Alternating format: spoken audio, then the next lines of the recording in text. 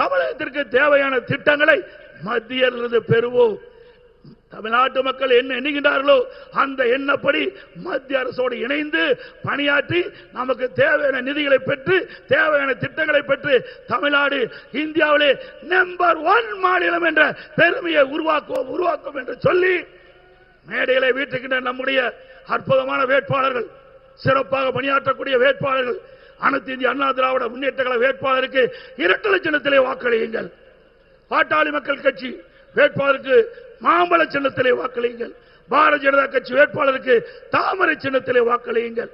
அம்மா மக்கள் முன்னேற்ற கழக வேட்பாளருக்கு குக்கர் சின்னத்திலே வாக்களித்து நம்ம கூட்டணியில் அங்க வைக்கின்ற கட்சியினுடைய வேட்பாளர்களுக்கு அவரோடு நிற்கின்ற சின்னத்திலே வாக்களித்து 234 தொகுதியிலும் கூட்டணி வேட்பாளர் போட்டியிடுகிறோம்.